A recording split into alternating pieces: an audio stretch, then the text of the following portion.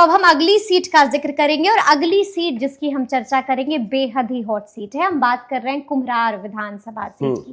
क्या खबर है, क्या जानकारी है कुम्हरार की? देखिए, आप पटना राजधानी के कुम्हरार विधानसभा क्षेत्र की बात करना चाहती हैं। बिल्कुल।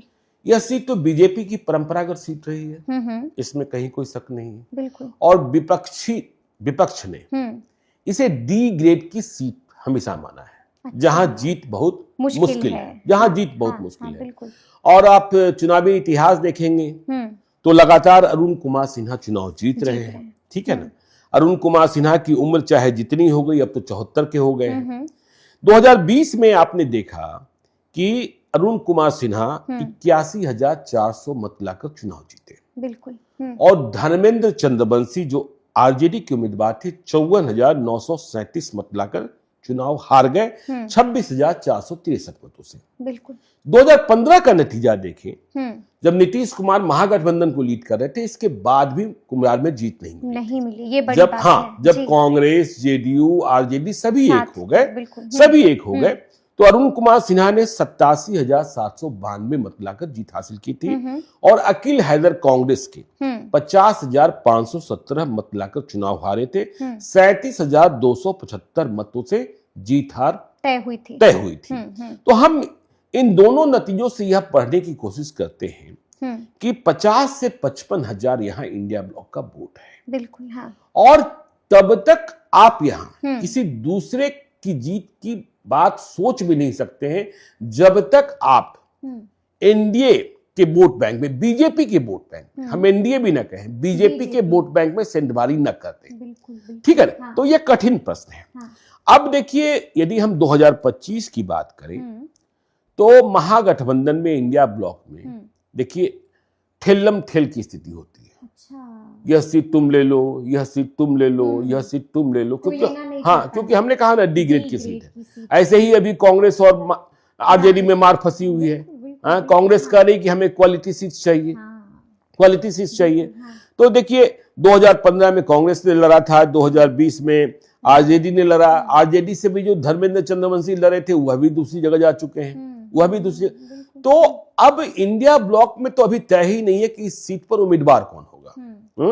और चुनाव लड़ने के लिए कोई दिलचस्प मुकाबला, मतलब आप किसी भी विधानसभा क्षेत्र की बात करती है तो वहां 4 चेहरों में आपको मुकाबला दिखता है। बिल्कुल। लेकिन कुम्हरार को लेकर आपको महागठबंधन में किसी भी दल से कोई चेहरा यह कहते हुए नहीं दिखता है कि हाँ, हमें कुम्हरार लड़ना है।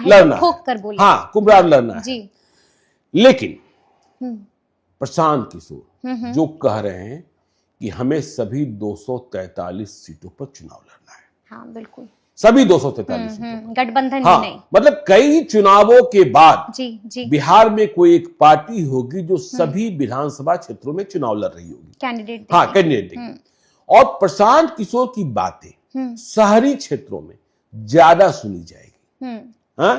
हम जब शहरी क्षेत्रों की बात करते हैं तो पटना तो राजधानी है, बिल्कुल, और राजधानी में कुम्हरार विधानसभा क्षेत्र है, कुम्हरार विधानसभा क्षेत्र है। तो प्रशांत किशोर की बात, और हमने आपको पहले ही कहा कि देखिए, बढ़िया मुकाबला तब होगा जब आप बीजेपी के वोट बैंक में सेंधमारी करें।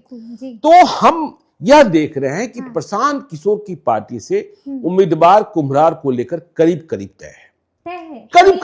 हाँ, करीब तय है।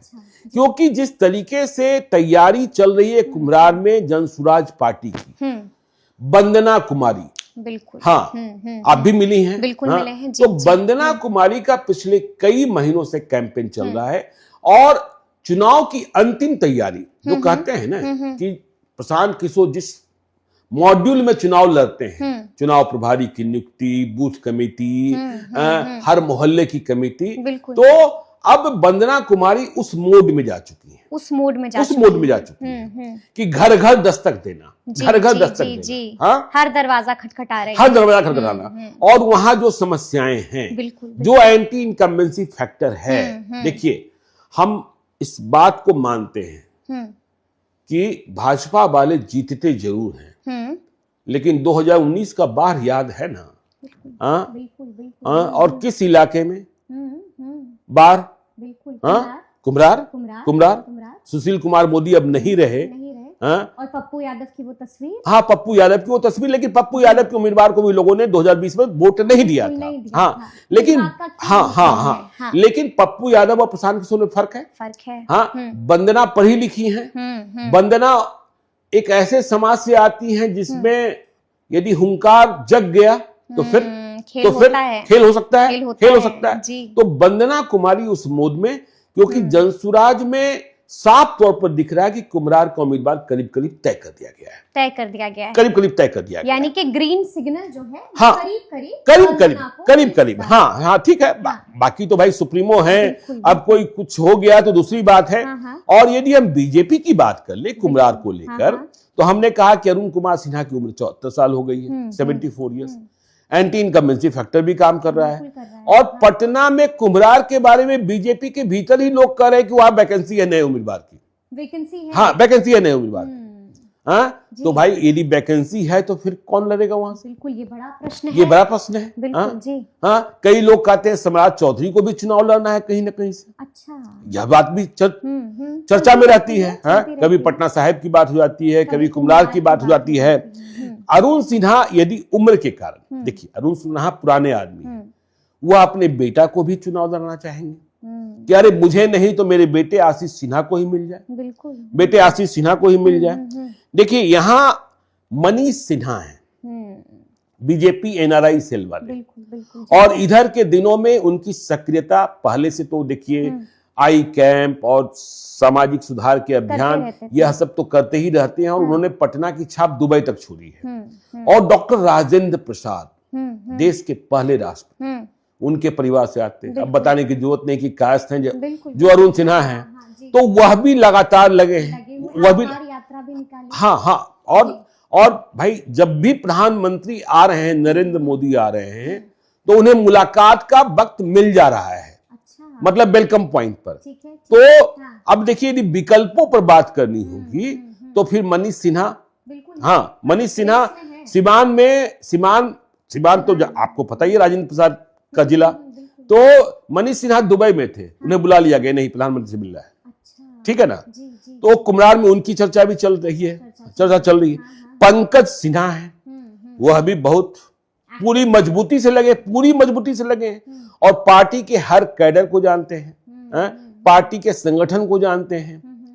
लेकिन एक और छुपा हुआ नाम है, जो पार्टी का बहुत अनुशासित सिपाही है, और जिसकी पहुंच सीधे अमित शाह और नरेंद्र मोदी तक है, यानी कि आला कमान तक। नाम है संजय मयूख।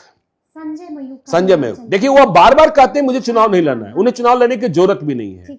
आप भाजपा के बिहार कार्यालय की बात छोड़ दीजिए, भाजपा के केंद्रीय कार्यालय दिल्ली में जाइए, आपको पता चलेगा कि बिहार के संजय मयूख का क्या वजन है, क्या हस्ती है। हाँ, बड़ा कद है। लेकिन हम कह रहे हैं कि संजय मयूख को चुनाव लड़ने की जरूरत नहीं होगी, वह फिर से बिहार परिषद में ही जाएंगे।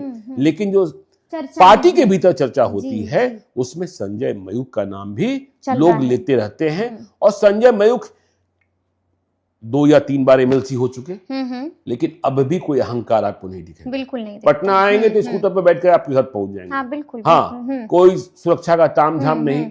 और दिल्ली पहुंचकर अमित शाह तक करीबी होने के बाद भी कोई दाग बत्ता कहीं है नहीं। ये बड़ी बात है। हाँ, कुछ बना ही नहीं, कुछ मतलब कह ही नहीं सकते हैं लोग क्या बोलता है। तो इस पर आपको ध्यान रखना होगा। हाँ, तो कुम्हरार तो हॉट सीट है। हॉट सीट तो